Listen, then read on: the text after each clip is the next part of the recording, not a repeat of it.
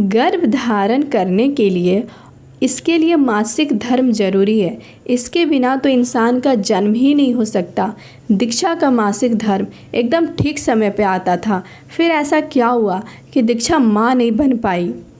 दोस्तों, आइए मिलकर कहानी का आनंद उठाते हैं। अगर आपको वीडियो अच्छी लगेगी तो मेरे वीडियो को लाइक कर दीजिएगा और ऐसी कहानी सुनने के लिए मेरे चैनल को सब्सक्राइब कर लीजिएगा। दीक्षा की नई नई शादी हुई। बहुत सपने थे उसके, जैसे हर लड़की के होते हैं, शादी को लेकर, अपने जीवन साथी को लेकर, जीवन की नई शुरुआत को लेकर। पहली बार वह अपने ससुराल आई। दीक्षा एक पढ़ी लिखी खूबसूरत आज के ख्यालों वाली लड़की थी। दोनों की जोड़ी ऐसी थी कि किसी की नज़र न लगे। सुमित गुड़गांव में एक आईटी कंपनी में ऊंची पोस्ट पर था। दीक्षा के सास ससुर भी पहले सरकारी नौकरी में कार्यरत थे, पर अब रिटायर हो चुके थे। देवर भी बढ़िया सी नौकरी कर रहा था। सब कुछ एकदम अपनी जगह पर सही था। शादी के दिन सारी विधि करते करते और घर आते आते बहुत रात हो गई थी। आते आते ही दीक्षा की सास ने एक छोटी सी घर में पूजा विधि कर ली।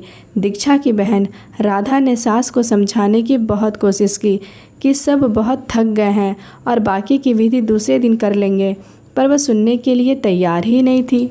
दूसरे दिन घर की बाकी रस्में निभाई गई।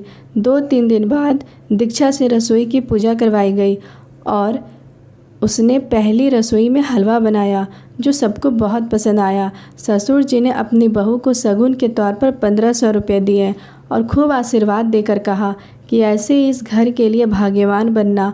दीक्षा की सास ने दीक्षा को कमरे में बुलाया और कहा कि परसों मैंने तुम दोनों के वैवाहिक जीवन, सुख शांति, नवग्रह शांति आदि के लिए पूजा रखी है। सुबह अंधेरे ही उठ जाना और बाल धो के अच्छे से नई कोरी साड़ी पहन लेना।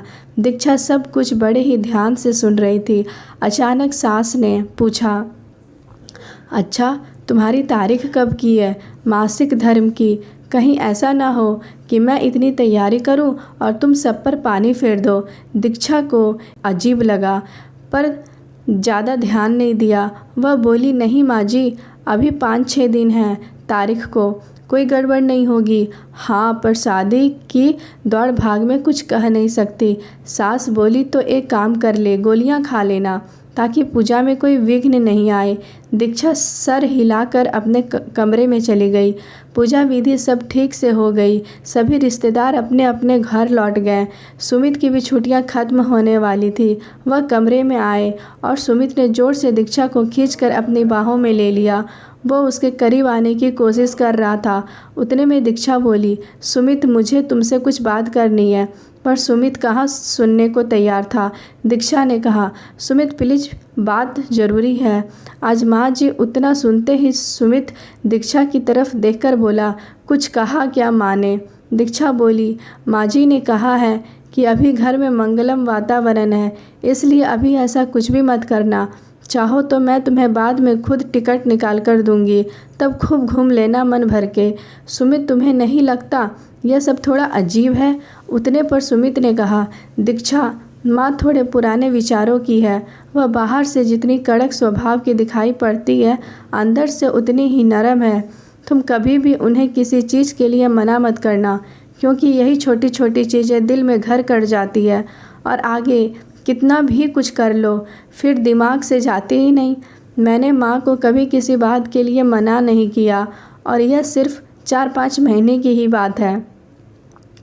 एक बार फ्लैट का काम पूरा हो गया, फिर तुम मेरे साथ ही रहोगी।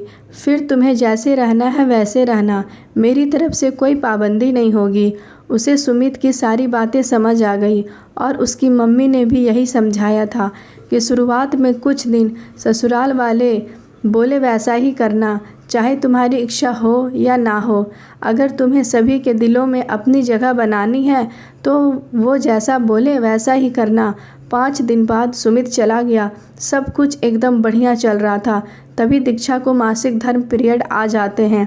अब तो उसकी सास उससे बात करना तो दूर, उसकी तरफ देखने को तैयार नहीं थी। स्टोर रूम में उसे रहने के लिए कहा और वहीं उसका खाना पीना सब कुछ दे दिया। जैसे तैसे दीक्षा ने 4-5 दिन निकाले और फिर अपनी सास से कहा कि आगे के पीरियड आने पर मम्मी के यहाँ जाना ठीक होगा।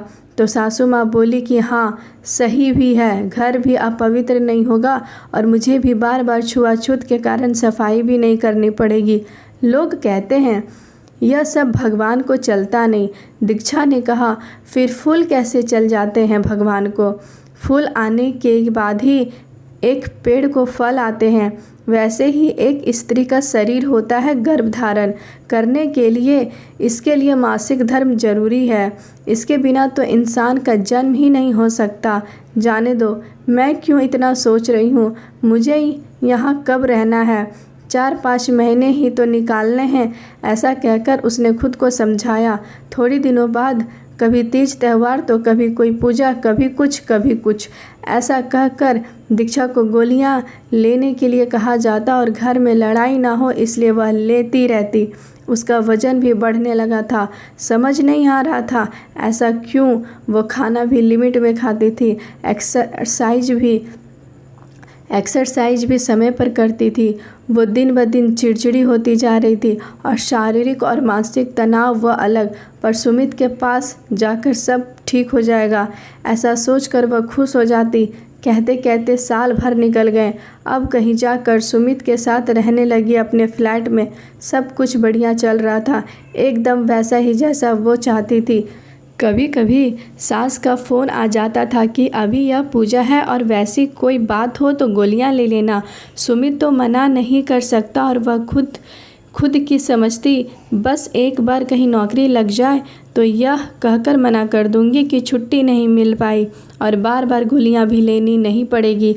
ऐसे ही छुट्टियों में दोनों घर गए। सभी रिश्तेदार, आस पड़ोस वाले भी आए हुए थे। तभी सुमित की बुआ जी बोली, बहू हमें पता है तुम दोनों नए ख्यालात के हो और शादी को तो 3 साल हो गए, कुछ सोचा है बच्चे के बारे में या अभी और समय चाहिए? भाभी तो भगवान के हाथ धोकर पीछे पड़ी रहती, पर कोई खुशखबरी मिलेगी ऐसा लग तो नहीं रहा। और सभी उनकी तरफ देखकर हंसने लगे और दीक्षा को यह बात तीर की तरह चुभ गई। उसने कमरे में आकर सुमित से कहना शुरू ही किया था कि सुमित बोला, तुम चिंता क्यों करती हो, अभी हमारी उम्र थोड़ी ना निकल गई। घर जाकर किसी अच्छे डॉक्टर्स को दिखा कर इलाज करा लेंगे। 2-3 दिन बाद वह एक अच्छे गायनोकोलॉजिस्ट के पास गए। डॉक्टर ने बैठने के लिए कहा। उन्होंने डॉक्टर को सारी बातें विस्तार से बताई। इतने में डॉक्टर ने कहा कि पहले दीक्षा तुम मुझे यह बताओ, क्या क्या तुम्हें हर महीने पीरियड आने में कोई प्रॉब्लम तो नहीं होती? दीक्षा ने बताया उसे ज़रूरत पड़ने पर पीरियड्स आगे होने के लिए गोलियां लेनी पड़ती है। डॉक्टर गुस्से में बोली, क्या फ़ायदा तुम्हारा पढ़ा लिखा होने का? तुम आजकल की लड़कियां अगर सिर दर्द की गोली भी लेती हो तो पहले उसके साइड इफ़ेक्ट के बारे में पता करती हो, और तुमने तो दीक्षा हद कर दी। मैं तुमसे क्या कहूँ अब? तुम्हें थोड़ी भी कल्पना है कि गोलियां लेकर इनका तुम्हारे शरीर पर कितना बुरा असर होता है? तुम्हारी फिलोपियन ट्यूब में ब्लॉकेज आ गए हैं इन गोलियों के कारण, और तो शरीर में होने वाले हार्मोन बदलने के कारण तुम्हारी दोनों ओवरीज डैमेज हो गई है। तुम्हारे गर्भाशय में गांठें बन गई है। तुम्हारे माँ बनने के चांसेस कम से कम 90% तक कम हो गए हैं। फिर भी मैं कोशिश करूँगी, पहले गोलियाँ देकर देखती हूँ। अगर गांठ निकल जाए तो ठीक, वरना तुम्हारे गर्भाशय निकालना पड़ेगा क्योंकि इन्फेक्शन भी फैल सकता है। यह बातें सुनकर दीक्षा के हाथ पैर ठंडे पड़ गए थे। सुमित का भी यही हाल था। उन्होंने सोचा भी नहीं होगा कि इसका परिणाम इतना भयानक होगा। वह गुस्से में उठी और डॉक्टर से बोली, मुझे पता है मुझे यह नहीं कहना चाहिए, लेकिन आप बताओ मुझे ऑपरेशन के लिए कब आना है? डॉक्टर बोली, आप यह क्या कह रही हो मिसेस दीक्षा? और नहीं तो क्या, गर्भाशय रहेगा ना पीरियड आएंगे और ना मेरे कारण किसी का घर अपवित्र होगा। यही सही कहा ना मैंने सुमित? और इतना कहकर वो वहाँ से चली गई। सुमित के पास इसका कोई जवाब नहीं था। आज हम 21वीं सदी में जी रहे हैं। छुआछूत, पवित्रता, यह सब बातें पहले हुआ करती थी और औरतों का अलग बैठना, उसके पीछे भी अनेक कारण थे, पर घर अपवित्र हो जाएगा, यह पूजा विधि रह जाएगी। इसके लिए पीरियड्स ना आने के लिए गोलियां लेना यह अपने शरीर पर एक प्रकार से अत्याचार ही है।